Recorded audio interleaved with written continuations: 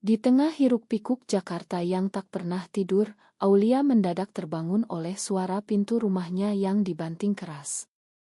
Matanya melebar saat melihat ayahnya berdiri di ambang pintu kamar, wajahnya memerah karena amarah, memegang ponsel Aulia yang bergetar karena notifikasi.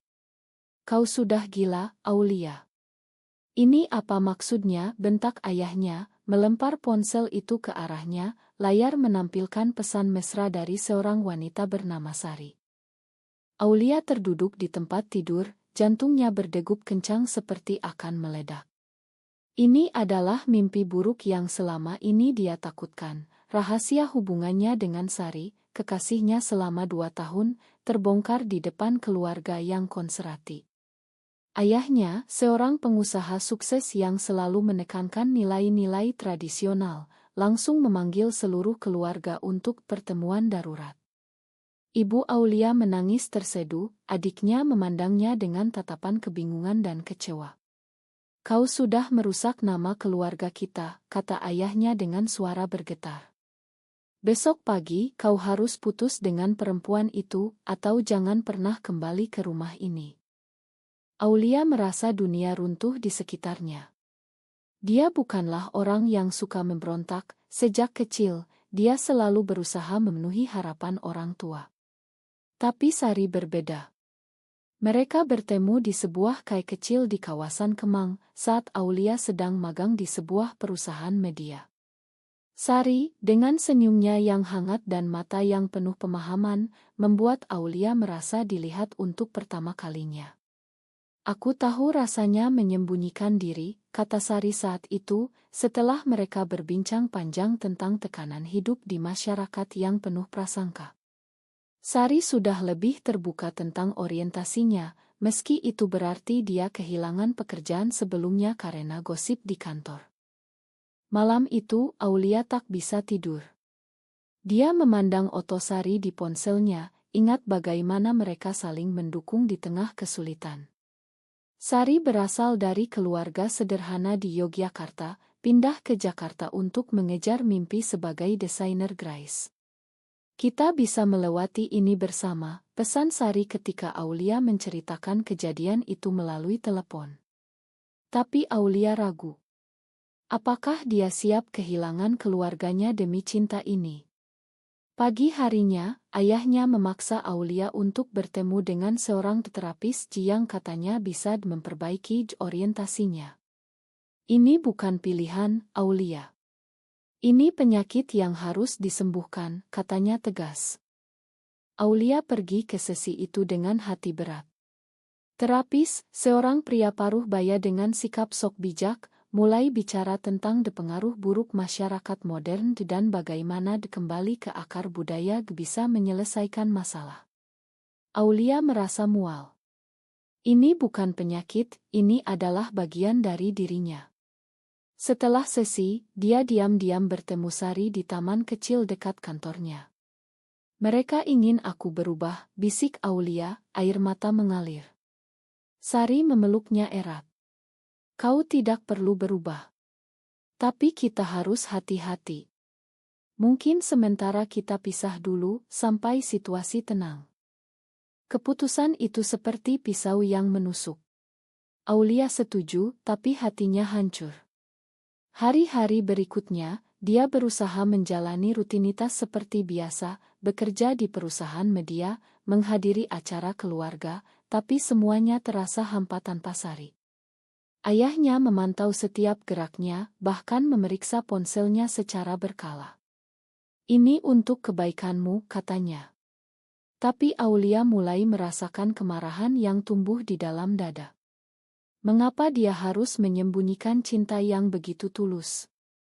Di sisi lain, Sari juga menderita. Dia mulai ragu apakah hubungan ini layak diperjuangkan jika harus menyakiti Aulia begitu dalam. Suatu malam, Aulia mendapat telepon dari teman lama Sari, yang mengatakan bahwa Sari terlihat bersama wanita lain di sebuah pesta. Hati Aulia hancur. Apakah ini pengkhianatan? Dia memutuskan untuk konfrontasi. Saat bertemu Sari di apartemennya, Sari mengakui bahwa dia hanya berteman, tapi tekanan membuatnya goyah. Aku takut kehilanganmu, tapi aku juga takut sendirian, kata Sari dengan suara gemetar. Mereka berpelukan, tapi benih keraguan sudah tertanam. Aulia mulai mempertanyakan segalanya, apakah cinta ini benar-benar kuat, atau hanya ilusi di tengah badai sosial. Konflik mulai memuncak ketika ayah Aulia mengetahui bahwa Aulia masih berkomunikasi dengan Sari.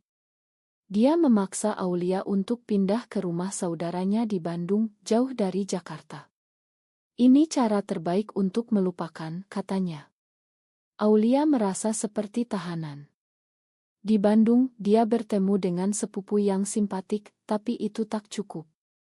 Setiap malam, dia menangis sendirian, memikirkan Sari. Sementara itu, Sari berusaha melanjutkan hidup, tapi hatinya tak bisa berbohong. Dia mulai aktif di komunitas lokal, mencari dukungan dari orang-orang yang mengerti. Aulia akhirnya memutuskan untuk kembali ke Jakarta secara diam-diam. Dia menyewa apartemen kecil dan mencari pekerjaan baru. Aku tak bisa hidup seperti ini lagi, katanya pada dirinya sendiri. Saat bertemu Sari lagi, mereka saling curhat tentang penderitaan masing-masing. Kita harus memilih bersama atau berpisah selamanya, kata Aulia. Sari mengangguk, tapi mata mereka penuh ketakutan. Keputusan itu akan mengubah segalanya. Kembali di Jakarta, Aulia merasa seperti buronan. Dia menghindari keluarganya, hanya berkomunikasi melalui pesan singkat untuk meyakinkan mereka bahwa dia baik-baik saja di Bandung. Kebohongan itu membebani hatinya, tapi kebebasan yang baru dirasakannya seperti napas segar. Sari menyambutnya dengan pelukan hangat di apartemen kecil yang mereka sewa bersama. Ini awal baru kita, bisik Sari, tapi Aulia tahu bahwa badai belum berakhir. Hari-hari pertama penuh kebahagiaan tersembunyi. Mereka menghabiskan waktu berdua, memasak makanan sederhana, berbagi cerita tentang mimpi masa depan. Sari, dengan bakat desainnya, mulai mengerjakan proyek relance yang membuatnya bersemangat. Aulia, sementara itu, mendapat pekerjaan sebagai editor di sebuah majalah online yang lebih progresi. Di sini, orang-orang lebih terbuka, katanya pada Sari. Tapi di balik senyum itu, Aulia merasakan kegelisahan. Bagaimana jika keluarganya mencarinya? Kekhawatiran itu menjadi kenyataan ketika ibu Aulia menelepon. Aulia, ayahmu sakit. Kembalilah, katanya dengan suara lemah. Aulia terkejut. Ayahnya, yang selalu tampak kuat, ternyata menderita tekanan darah tinggi akibat stres. Ini karena kau, Aulia, tambah ibunya, membuat Aulia merasa bersalah. Dia memutuskan untuk pulang, tapi dengan syarat, tak ada bicara tentang Sari. Saat tiba di rumah, ayahnya terbaring lemah di tempat tidur. Makan aku, nak, katanya pelan. Aku hanya ingin yang terbaik untukmu. Pertemuan itu membuka luka lama. Ayahnya mengakui bahwa dia takut kehilangan Aulia karena pilihan itu, tapi dia masih percaya bahwa itu salah. Aulia berusaha menjelaskan, ini bukan pilihan, ayah. Ini siapa aku. Tapi ayahnya menggelengkan kepala. Masyarakat kita tak akan menerima. Kau akan menderita. Kata-kata itu membuat Aulia ragu lagi. Apakah dia egois karena mengejar cinta ini? Sementara itu, Sari menghadapi masalah sendiri. Di komunitas yang dia ikuti, dia bertemu dengan seorang aktivis bernama Rina, yang mendorongnya untuk lebih vokal. Kau harus berjuang untuk hakmu, kata Rina. Sari tergoda, tapi dia tahu itu bisa membahayakan Aulia. Suatu hari, Rina mengajak Sari ke sebuah demonstrasi kecil menentang diskriminasi. Sari pergi, dan foto dirinya beredar di media sosial. Ketika Aulia melihatnya, dia marah. Kau janji kita hati-hati, bentak Aulia. Sari membela diri, aku lelah bersembunyi. Ini bagian dari perjuangan kita. Pertengkaran itu menjadi titik balik. Aulia merasa dikhianati, sementara Sari merasa terkekang. Mereka berpisah sementara, Aulia kembali ke rumah keluarga untuk merawat ayahnya. Di sana, dia bertemu dengan mantan tunangannya, seorang pria bernama Budi, yang diatur oleh orang tua. Budi baik hati, tapi Aulia tak merasakan apa-apa. "Kau berubah," kata Budi. Aulia hanya tersenyum pahit.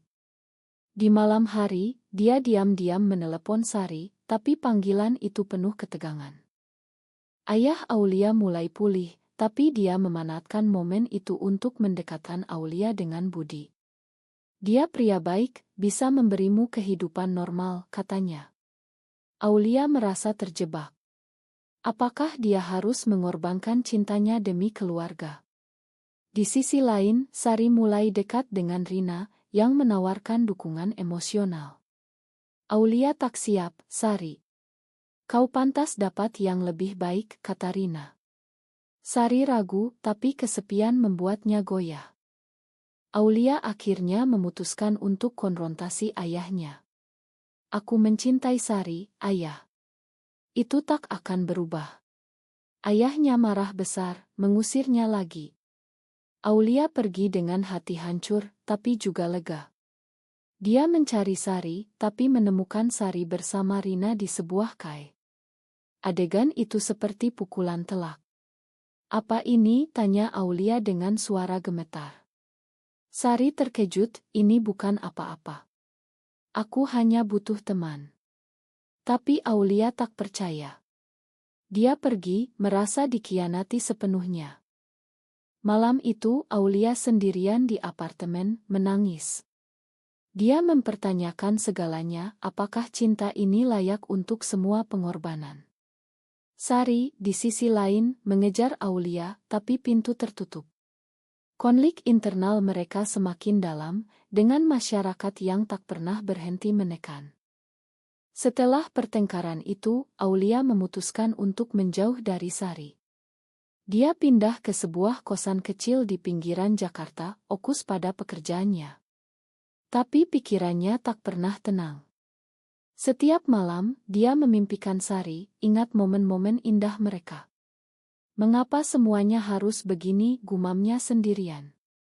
Di kantor, rekan kerjanya noticing perubahan sikapnya, tapi Aulia tak mau berbagi. Sari, sementara itu, merasa bersalah. Dia menolak kemajuan Rina, menyadari bahwa hatinya masih untuk Aulia. "Aku tak bisa melupakan dia," katanya pada Rina. Rina mengerti, tapi memperingatkan, "Masyarakat kita keras. Kau harus siap bertarung." Sari mulai aktif di komunitas, tapi kali ini dengan hati-hati. Dia menulis artikel anonim tentang pengalaman legap di Indonesia, berharap bisa membantu orang lain. Suatu hari, Aulia mendapat undangan dari keluarganya untuk acara pernikahan sepupu. Dia ragu, tapi pergi demi ibunya. Di sana, dia bertemu Budi lagi. Budi mendekat, "Aulia, ayahmu bilang kau butuh teman." Aulia tersenyum sopan, tapi hatinya menolak. Saat acara, ayahnya mendekat, "Pikirkan masa depanmu. Budi bisa memberimu stabilitas." Aulia merasa muak. "Stabilitas tanpa cinta bukan apa-apa," balasnya pelan. Malam itu, Aulia minum terlalu banyak dan menelepon Sari. "Aku rindu kamu," katanya sambil menangis. Sari terkejut, tapi senang. Mereka bertemu keesokan harinya di taman yang sama seperti pertemuan pertama mereka. "Makan aku," kata Sari. "Aku tak pernah berniat menyakitimu." Aulia memeluknya, tapi masih ada keraguan. "Kita harus bicara jujur. Apa kita siap menghadapi semua ini?" Percakapan itu panjang dan emosional. Mereka membahas tekanan dari keluarga, masyarakat yang penuh prasangka, dan mautun internal mereka. "Di Indonesia, menjadi seperti kita berarti perjuangan setiap hari," kata Sari. Aulia mengangguk, "Tapi aku tak mau hidup dalam kebohongan lagi." Mereka memutuskan untuk mencoba lagi, tapi dengan rencana mencari dukungan dari komunitas dan mungkin pindah ke kota lain yang lebih toleran. Tapi rencana itu terganggu ketika ayah Aulia mengetahui. Dia menyewa detektif untuk memantau Aulia dan menemukan bukti pertemuan mereka. Ayahnya datang ke apartemen Aulia, marah besar. "Kau memilih perempuan itu daripada keluarga. Kau sudah mati bagi kami," katanya. Aulia terpukul, tapi berdiri teguh. "Ini pilihan saya, Ayah. Maafkan saya." Ayahnya pergi, meninggalkan Aulia dalam kesedihan. Sari datang untuk menghibur. "Kita punya satu sama lain," katanya. Tapi Aulia mulai mempertanyakan apakah itu cukup. Di pekerjaan Sari, gosip mulai menyebar setelah Otto demonstrasi. Bosnya memanggil, ini bisa merusak citra perusahaan. Sari dipecat. "Ini harga yang harus dibayar," katanya pada Aulia, tapi matanya penuh air mata. Mereka mulai mencari pekerjaan baru, tapi diskriminasi membuatnya sulit. Aulia juga mendapat tekanan di kantor setelah seorang rekan melihatnya dengan Sari. "Hati-hati, orang-orang bicara," kata rekannya. Aulia merasa seperti diintai. Konflik ini membuat hubungan mereka tegang lagi. "Apakah kita salah memperjuangkan ini?" tanya Aulia suatu malam. Sari menggelengkan kepala. "Tidak. Kita benar. Tapi kita butuh strategi." Mereka bergabung dengan kelompok dukungan LGBTI, bertemu orang-orang dengan cerita serupa. Itu memberi harapan, tapi juga menunjukkan realitas keras, banyak yang kehilangan segalanya. Seorang anggota menceritakan bagaimana dia ditinggalkan keluarga dan hidup sendirian. Aulia takut itu akan terjadi padanya. Puncaknya datang ketika ibu Aulia datang secara diam-diam. "Aulia, aku tak bisa kehilanganmu," katanya sambil menangis. "Ayahmu keras, tapi dia mencintaimu." Aulia terharu, tapi tegas. "Aku juga mencintai Sari, Bu." Ibunya diam, tapi janji akan coba bicara dengan ayah. Itu secercah harapan, tapi Aulia tahu perjuangan masih panjang. Dengan dukungan ibu, Aulia mulai membangun jembatan dengan keluarga. Ibunya diam-diam bertemu Sari, ingin mengenalnya. "Kau tampak baik untuk Aulia," katanya pelan. Sari terkejut, tapi senang. "Terima kasih, Bu. Aku mencintai dia." Pertemuan itu memberi Aulia kekuatan. Tapi ayahnya masih menolak. "Jangan bawa perempuan itu ke sini," katanya tegas. Sementara itu, Sari mendapat tawaran pekerjaan di Bali, di sebuah agensi desain yang lebih inklusi. "Ini kesempatan bagus," katanya pada Aulia. "Tapi itu berarti pindah." Aulia ragu. "Aku tak mau berpisah lagi." Mereka memutuskan untuk pindah bersama. Aulia berhenti dari pekerjaannya dan mencari yang baru di Bali. "Ini langkah besar," kata Aulia, penuh harap dan takut. Di Bali, kehidupan mereka lebih bebas. Turis dan komunitas lokal lebih toleran. Mereka menyewa rumah kecil dekat pantai, menikmati matahari terbenam bersama. "Ini seperti mimpi," kata Sari. Tapi mimpi itu retak ketika adik Aulia menelepon. "Ayah tahu kalian pindah." Dia marah besar. Ayahnya mengirim pesan, "Kau sudah memilih jalanmu. Jangan harap warisan atau dukungan." Aulia terpukul. Keluarganya adalah bagian penting dari hidupnya. "Apa aku salah?" tanyanya pada Sari. Sari memeluknya. "Tidak. Mereka yang perlu berubah." Tapi Aulia mulai merasa kesepian tanpa keluarga. Di pekerjaan baru, dia bertemu dengan seorang wanita yang mengalami hal serupa, yang menyarankan terapi keluarga. Aulia mempertimbangkannya. Konflik memuncak ketika ayah Aulia datang ke Bali tanpa pemberitahuan. Dia menemukan mereka di rumah. "Aulia, pulanglah. Tinggalkan ini semua, katanya. Sari berdiri di samping Aulia. Dia bahagia di sini, Pak. Ayahnya marah. Kau yang merusak anakku. Pertengkaran sengit terjadi. Aulia membela Sari, dia membuatku bahagia, ayah. Mengapa kau tak bisa lihat itu? Ayahnya pergi dengan amarah, tapi kata-kata Aulia membuatnya berpikir. Di rumah, dia bicara dengan ibu. Mungkin kita salah, katanya pelan. Ibunya setuju. Mereka mulai mencari informasi tentang LGT, membaca artikel dan bergabung dengan forum orang tua. Itu proses lambat, tapi ada perubahan. Sementara itu, Sari menghadapi tantangan di pekerjaan. Seorang klien konserati mengetahui orientasinya dan membatalkan kontrak. Ini diskriminasi, katanya marah. Sari memutuskan untuk melawan, mengajukan keluhan ke lembaga hak asasi. Itu berisiko, tapi dia siap. Aulia mendukung, kau kuat. Kita lakukan bersama. Perjuangan itu membawa mereka lebih dekat. Mereka menghadiri acara Pride kecil di Bali, merasa bagian dari komunitas yang lebih besar.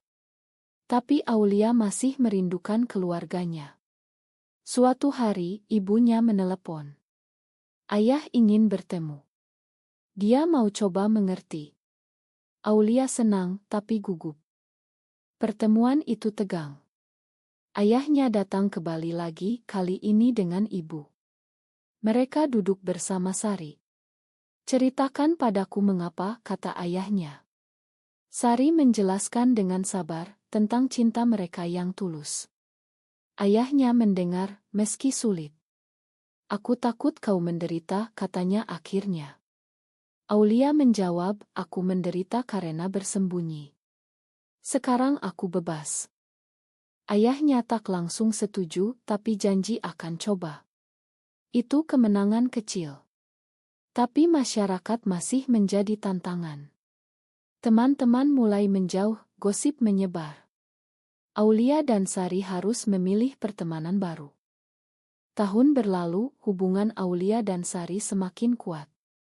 Mereka membangun kehidupan di Bali dengan pekerjaan stabil dan lingkaran teman yang mendukung. Keluarga Aulia perlahan menerima, meski ayahnya masih kesulitan. Kunjungan keluarga menjadi lebih sering, dengan percakapan yang lebih terbuka. Aku bangga padamu, kata ayahnya suatu hari, meski suaranya ragu. Tapi tak semuanya sempurna. Sari mendapat ancaman online setelah artikelnya menjadi viral. Kalian tak pantas di sini, tulis seorang anonim. Mereka melaporkannya ke polisi, tapi respons lambat. Itu mengingatkan mereka pada realitas, Indonesia masih jauh dari penerimaan penuh. Aulia mulai aktif di advokasi, menulis esai tentang pengalaman pribadi. Ini untuk generasi mendatang, katanya. Suatu hari, Rina datang berkunjung. Kalian menginspirasi banyak orang, katanya. Tapi Rina membawa berita buruk, seorang teman di komunitas diusir keluarga dan kehilangan segalanya. Itu membuat Aulia mempertanyakan pilihan mereka. Apa kita beruntung atau ini hanya sementara, tanyanya pada Sari. Sari menggelengkan kepala. Kita berjuang untuk ini. Jangan ragu sekarang. Tapi keraguan itu tetap. Ketika ayah Aulia sakit lagi, Aulia kembali ke Jakarta. Di sana, dia melihat bagaimana keluarganya berubah. Adiknya sekarang mendukung, bahkan membaca buku tentang LGBTI. Kak, aku paham sekarang, katanya. Ayahnya, di tempat tidur rumah sakit, memegang tangan Aulia. Maafkan aku karena dulu. Aku salah. Air mata Aulia mengalir. Terima kasih, ayah. Saat pulih, ayahnya bertemu Sari lagi, kali ini dengan sikap lebih hangat. Jaga Aulia baik-baik, katanya. Kembali ke Bali, Aulia dan Sari merayakan ulang tahun hubungan mereka. Mereka duduk di pantai, memandang ombak. Kita sudah melewati banyak, kata Sari. Aulia mengangguk. Dan kita lebih kuat karenanya. Tapi di balik kebahagiaan, mereka tahu perjuangan belum berakhir. Masyarakat masih penuh prasangka, dan mereka harus terus bertarung. Cinta mereka adalah bukti bahwa perubahan mungkin, tapi dengan harga tinggi. Keluarga, teman, pekerjaan, semuanya dipertaruhkan. Apakah benar bahwa cinta sejati harus mengorbankan segalanya, atau adakah cara untuk harmoni tanpa pengkhianatan?